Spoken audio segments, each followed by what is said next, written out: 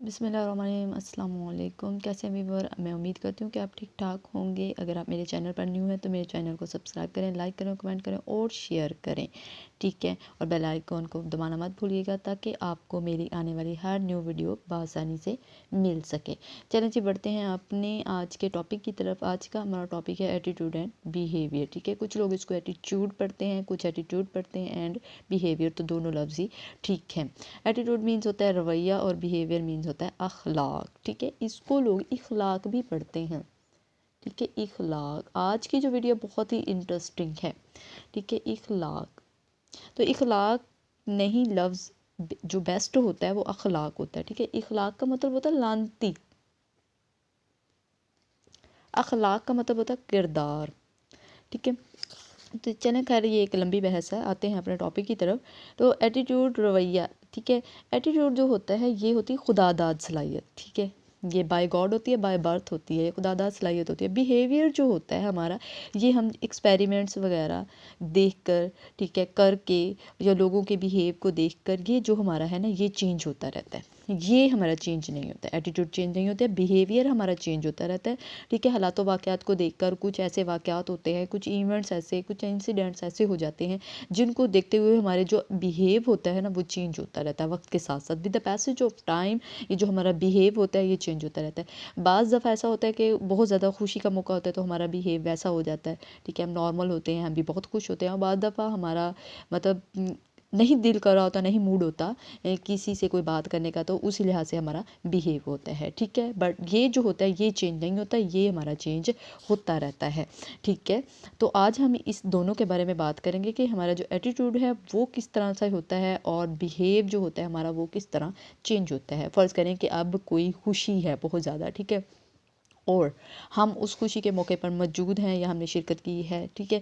तो हम, हमारा जो बिहेव होगा उस इंसिडेंट को, उस वाक़े को, उस इवेंट को देखते हुए हमारा जो बिहेव है सिर्फ वैसा हो जाएगा, ठीक है। हम भी खुश हो जाएंगे। और बाज़ दफ़ा ऐसा भी होता है कि खुशी का मौका होता है लेकिन हम खुश नहीं होते, ठीक है। तो जब हम खुश नहीं होते तो हमारा बिहेव भी अच्छा नहीं होता। तो हम इसलिए कहते हैं कि फ़लाँ का अखलाक जो था वो अच्छा नहीं था। हम उसको ऑब्ज़र्व करने की कोशिश ही नहीं करते कि उसके आखिर उसके साथ क्या प्रॉब्लम है जो उसका अखलाक ऐसा हुआ, ठीक है। अब देखें, मैं आपको यहाँ आज कुछ चीज़ें बताऊंगी जो बहुत ही इंटरेस्टिंग है, ठीक है। मैंने चूँकि अपने चैनल पे बताया हुआ है कि आपको यहाँ पर हर सब्जेक्ट के बारे में हर किस्म की इंफॉर्मेशन मिलेगी। तो आज बात करेंगे हम एक छोटे से फ़िक्रे की, कि जैसे हम एप्लीकेशन वगैरह लिखते हैं, ठीक है, 1 क्लास से लेके यूनिवर्सिटी लेवल, मास्टर्स लेवल तक हम अपने जो एप्लीकेशन हैं लिखते हैं, ठीक है। कोई भी हमने अपनी बात करनी हो, कन्वे करनी हो अपने आगे एचओडीज़ को, तो हम एक जो पैनल तैयार करते हैं थ्रू एक पेपर के ऊपर और लिखते हैं, लिख कर हम अपनी बात अगले बंदे को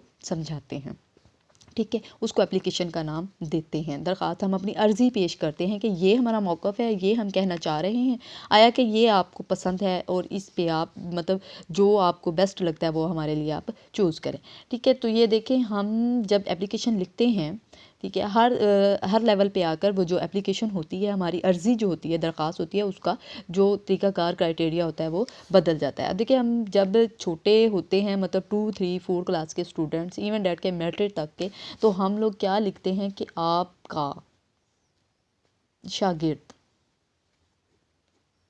ठीक है। ये एक लफ्ज़ हम लिखते हैं लास्ट में अपना सारा मौक़िफ़ बयान करने के बाद कि हमें क्या प्रॉब्लम है क्या नहीं। उसके बाद हम एक लफ्ज़ एंड पे लिखते हैं कि आपका शागिर्द। और यहाँ पर हम लिखते हैं, अगर मेल हो तो मतलब बच्चा हो, लड़का हो, तो वो अपने लिए क्या लिखता है कि आपका शागिर्द। और अगर लड़की हो या बच्ची हो या कोई स्टूडेंट फीमेल हो तो वो क्या लिखती है, आपकी शागिर्दा, ठीक है। ये बहुत से हमारे टीचर्स को, हमारे बहुत से स्टूडेंट्स को इस बात का नहीं पता होता। तो ये मैं आज आपको बताऊंगी। तो ये जो लफ्ज़ हम लिखते हैं ना, आपकी शागिर्दा, तो ये बिल्कुल गलत है।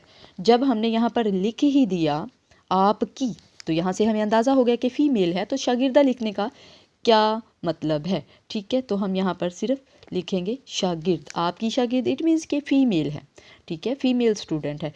आपका शागिर्द, तो it means A male student है, ठीक है। अब देखें, एक नया लफ्ज़ है तो पुराना ही, लेकिन इसके मीनिंग नए हैं। शायद आप में से बहुत से लोगों को पता भी हो इस बारे में, लेकिन जो मुझे पता था तो मैंने कहा शायद चले मैं आप लोगों से भी शेयर करूं, ठीक है। एक लफ्ज़ हम यूज़ करते हैं नो, जब हम किसी से अपनी बात कोई कर रहे होते हैं, अगर उसको पसंद आ जाए, वो बात ठीक लगे, ठीक है, तो वो क्या कहता है, ओके।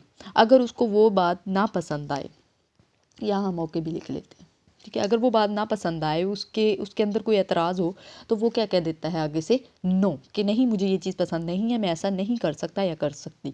तो नो का क्या मतलब है, हम लोग जो हैं, जब नो का लफ्ज़ इस्तेमाल कर लिया जाता है तो हम कहते हैं कि बस ख़त्म हो गया, अब उसने नो कर दिया, इनकार कर दिया, तो हर चीज़ ख़त्म हो गई। जबकि हमें इसको पॉजिटिव वे में लेना चाहिए। ये सारा कुछ जो मैं बता रही हूँ ओके नो का, ये हमारे एटीट्यूड और बिहेवियर में ही आता है, ठीक है, पॉजिटिव और नेगेटिव वे में।